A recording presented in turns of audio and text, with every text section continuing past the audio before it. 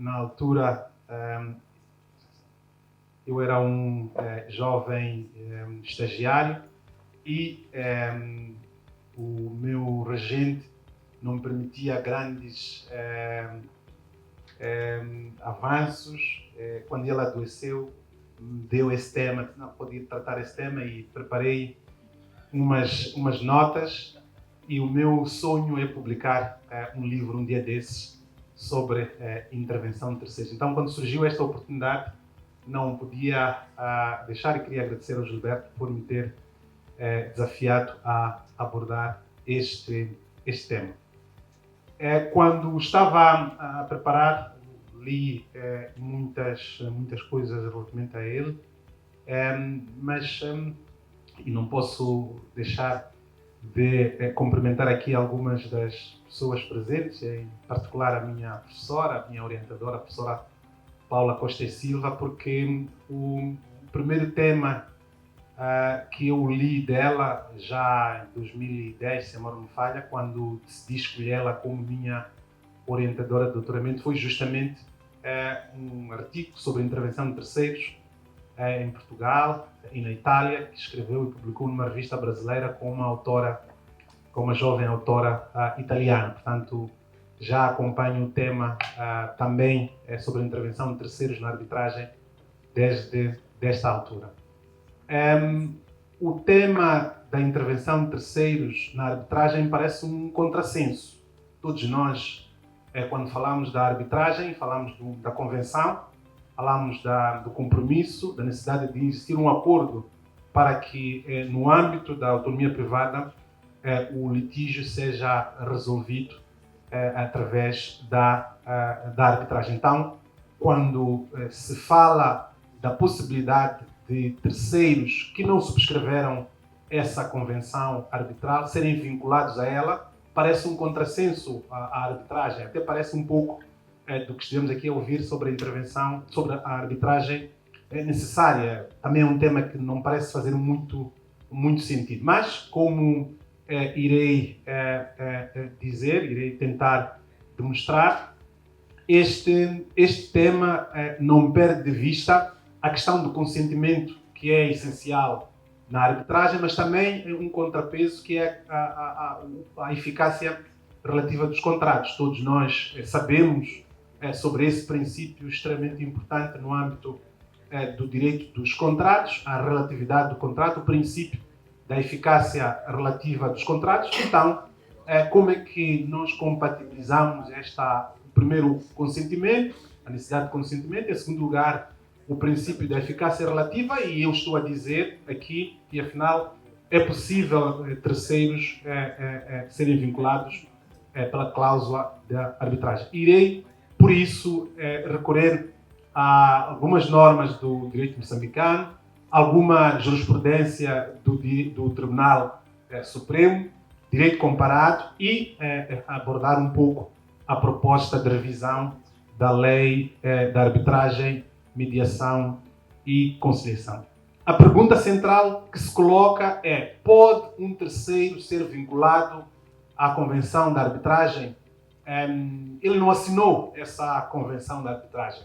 E, a partida, o primeiro ponto é que a assinatura formal, colocar lá, não é o elemento decisivo. Quer dizer, nós não podemos olhar para a ausência de assinatura e, a partir daí, dizer: bom, se eu não assinei, se a pessoa não assinou a convenção, então não pode ser por ela vinculado. Portanto, o que nós temos de saber para responder a esta pergunta é se esta pessoa, este sujeito, é um verdadeiro terceiro, no sentido jurídico material, ou, apesar de formalmente ser um terceiro, pode ser vinculado por essa cláusula arbitral. Portanto, o problema central aqui, ainda no âmbito do princípio da relatividade dos contratos, é que um terceiro genuíno, um verdadeiro terceiro, portanto, vamos olhar um pouco para essa questão de quem é um verdadeiro terceiro, é que não pode ser vinculado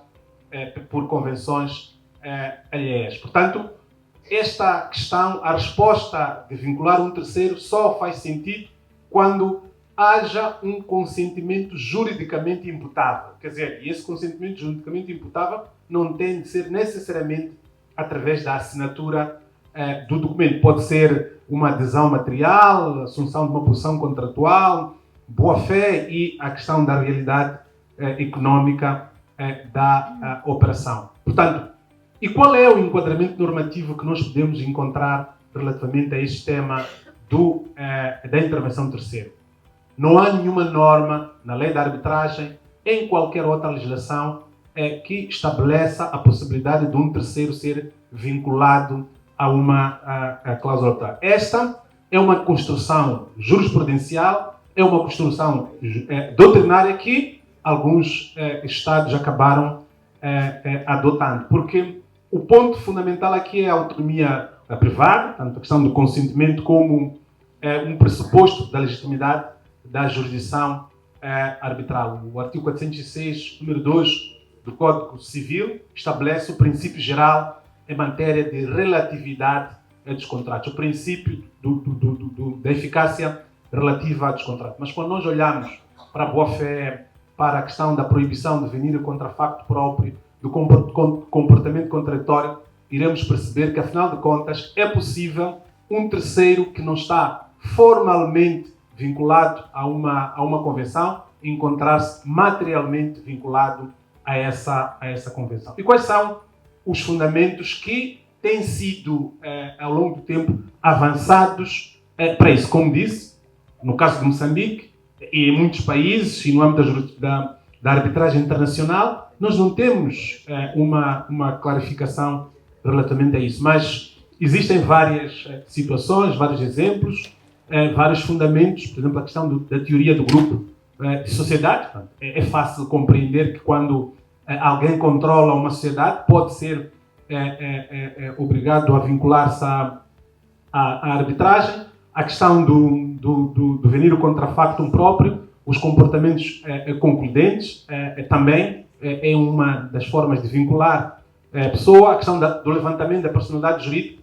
No nosso caso, só em 2005 é que Moçambique adotou o princípio da possibilidade do levantamento da personalidade jurídica. Até hoje, ainda não temos uma densificação dessa realidade, mas nada impede que alguém que não subscreveu, quando há levantamento da personalidade jurídica, surpreender então essa pessoa. No caso de consentimento tácito, consentimento presumido e na assunção de posição contratual, cessão, sucessão, enfim, são várias situações que podem justificar, podem fundamentar a extensão da convenção arbitral a um que não subscreveu.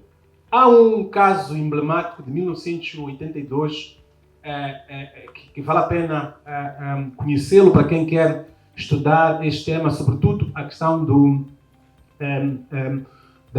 grupo de sociedade, em que o tema foi levantado e os tribunais estaduais acabaram aceitando a tese de que, no caso do grupo de sociedades, pode perfeitamente admitir-se a responsabilização ou a extensão da cláusula a um terceiro. Quando nós olhamos para o direito moçambicano, o artigo 509 do Código Comercial ajuda-nos a perceber a possibilidade de, mesmo no âmbito do direito moçambicano, um terceiro, desde o momento que no âmbito do grupo de sociedades possa ser vinculado a uma cláusula, a uma convenção arbitral. Temos também a questão da boa-fé, dos comportamentos concludentes. Na common law é frequentíssimo olhar-se, ainda que com algumas restrições, este sistema.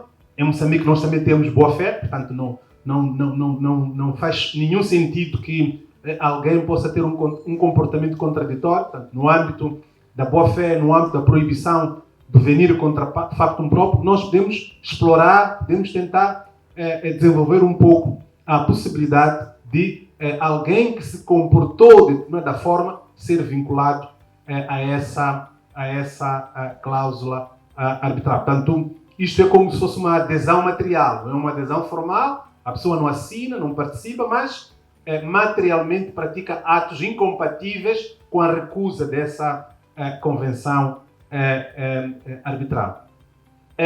E também temos a questão do consentimento tácito. Pode, algumas vezes, esse terceiro praticar factos incompatíveis ou inequívocos, melhor dizendo, factos inequívocos que mostram que, afinal de contas, apesar de não ter assinado,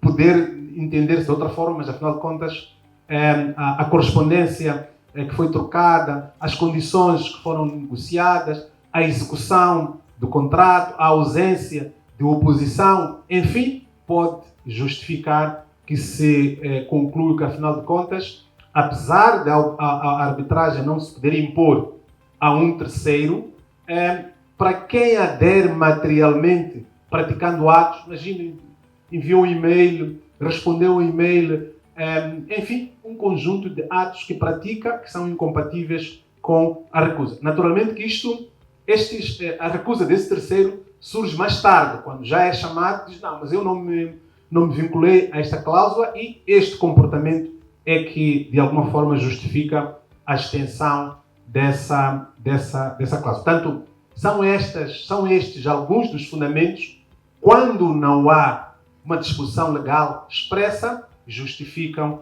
a extensão da cláusula a terceiros não subscritores e, naturalmente, no âmbito da arbitragem internacional, esse é que é o campo fundamental em que estas questões se levantam. Porque aí, salvo-se num regulamento como o da CCI, em que o tema é colocado e existir essa norma, regra geral não existem estas previsões, então temos de recorrer a estes elementos, a estes fundamentos para concluir que num determinado caso concreto a convenção ela estende-se ao terceiro. E quais são as modalidades de intervenção de terceiros na arbitragem? Pode ser voluntária, naturalmente quando é voluntária os que participam na arbitragem têm que consentir na entrada deste terceiro, a partir da altura que aceita, todos aceitam, o problema fica resolvido, mas também pode ser um chamamento, uma das partes pode deduzir um chamamento contra essa pessoa. Aí o problema coloca-se com muito mais intensidade. Mas também, no caso de consolidação de processo, podem estar a ocorrer várias arbitragens simultaneamente e chegar-se à necessidade ou à convicção de que o melhor é que todas as arbitragens sejam consolidadas numa só. Então aí terceiros que não subscreveram podem de alguma forma sentir-se vinculados. Portanto, aqui também a admissibilidade depende até certo ponto de convenção, há uma base convencional, ainda que seja prévia, seja posterior ou mesmo seja implícita. Um aspecto que é importante quando se fala da intervenção de terceiros obrigatória, por exemplo, a CCI tem regulamentos sobre este tema, é que há uma linha que não se pode atravessar. A necessidade de preservar o contraditório, a igualdade das partes, a integridade da Constituição do Tribunal de Trato. Esses são elementos fundamentais. Esse terceiro, quando chega, se me permitem o termo, à arbitragem, tem de chegar e tem de se salvaguardar alguns princípios, alguns direitos. Em alguns casos, quando ele não aceita o Tribunal Constituído, naqueles casos em que isso é possível, tem de poder indicar o seu árbitro. Lembro-me, quando eu estava a preparar este tema, falei com alguns árbitros moçambicanos, e o Dr. Carlos Martins me dizia que em tempos teve uma situação em que foram 5 árbitros que intervieram num processo. E porquê que foram 5? Eram 3 no início, mas depois houve um terceiro que teve de intervir. E esse terceiro fez questão em nomear o árbitro. Passaram a 4. Então, esses 4, por acordo, decidiram nomear um 5º árbitro e ficaram 5 árbitros nessa arbitragem. Portanto, essa também pode ser, não é imperioso que o seja, pode ser uma consequência da intervenção de terceiros, naqueles casos em que ele não aceita aqueles atos, ou naqueles casos em que isso é possível, ou naqueles casos em que, à partida, cada parte quer indicar um árbitro. Há alguma jurisprudência do Tribunal Supremo que nos ajuda a perceber o tema. Não tanto a questão da intervenção de terceiros, mas da relatividade dos contratos. O Tribunal Supremo, em 2 acórdãos, localizei 3, 4, mas estes 2 creio que são importantes, em que o tema da relatividade dos contratos é colocado com muita clareza. Mas o facto desses acórdãos colocarem o tema com muita clareza não exclui a possibilidade da intervenção de um terceiro. Portanto, entendi que era importante que, para nós compreendermos a própria convenção da arbitragem, temos de perceber muito bem este tema da relatividade dos contratos e o Tribunal Supremo aborda nestes 2 acórdãos. A jurisprudência internacional também há acórdãos emblemáticos que tratam o tema. Uma pesquisa aos grandes diretórios conseguimos localizar essas decisões sobre temas importantíssimos no que se refere à intervenção de terceiros. Só para terminar, mais 2, 3 notas. Primeiro, relativamente à proposta de revisão da lei da arbitragem. Infelizmente, ainda não está publicamente disponível, o que é uma pena, porque não permite este contacto, este confronto com quem estuda estes temas, mas é uma proposta que não é muito diferente da proposta que está na lei da arbitragem portuguesa, por exemplo. E tal como na lei portuguesa, o litisconsórcio pode ser voluntário, pode ser necessário, quando o pedido seja incompatível com a posição do demandante, claramente não se aceita, mas no que se refere à solidariedade das obrigações, é um palco central em que esta questão da intervenção de terceiros é levada em consideração. É importante também fazer um contraponto com a lei modelo da Uncintral, que não prevê um regime expresso de intervenção de terceiros. A lei portuguesa, a lei angolana também prevê isso. E ao olhar para a proposta da lei moçambicana, percebe-se que tenta aprender um pouco das dificuldades de aplicação da lei portuguesa e avançar um pouco mais. Pouco, mas avança um pouco mais. Porque há sempre cautela, há sempre a necessidade de evitar que a possibilidade de extensão possa chamar ao processo arbitral pessoas ou sujeitos em condições normais não deviam estar lá. Quando nós falamos deste tema da intervenção de terceiros, é importante não olharmos para a forma como a solução para todos os problemas. Se a lei da arbitragem, se o regulamento do centro da arbitragem dizem que a convenção da arbitragem tem de estar escrita, isso tem de ter consequências. Mas no que se refere à intervenção de terceiros, temos que relativizar este caráter escrito da convenção da arbitragem. Portanto, o que é importante é que haja um consentimento juridicamente relevante. Quer dizer, esse consentimento juridicamente relevante pode ser captado, pode ser procurado, pode ser avaliado com base em várias situações, correspondência, boa-fé, venir o contrafacto próprio, a proibição de venir o contrafacto próprio, grupo de sociedade, enfim. Portanto, todas essas situações ajudam-nos a chegar ao nosso resultado. Dr. Timbana, está muito interessante a sua intervenção, mas ainda tem um minuto, não fique desesperado. 2 slides. Portanto, não, era só um só.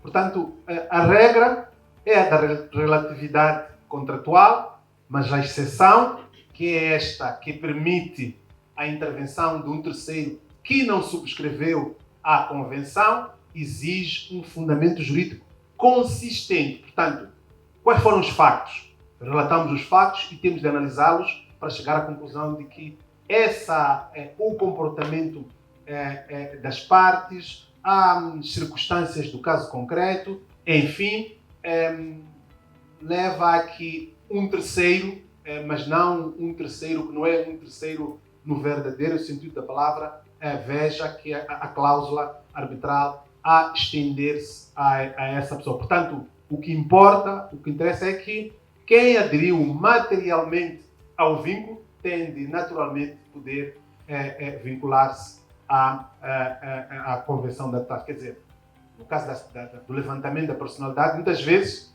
o levantamento da personalidade é justamente para surpreender a entidade que está por detrás da pessoa coletiva. E não faria sentido que pudéssemos levantar a personalidade jurídica e não pudéssemos estender a Convenção da Arbitragem. No caso de venir contra factum próprio, quer dizer, alguém comportou-se de modo a aceitar aquela convenção e, no fim, diz que não subscreveu a convenção, logo não pode submeter-se àquela arbitragem. Enfim, esses exemplos que aqui indiquei mostram que o tema é interessante, mostram que o tema é denso, mostram que há soluções a nível mundial que nos ajudam a perceber um pouco mais este nosso dilema da aplicação a terceiros não subscritores.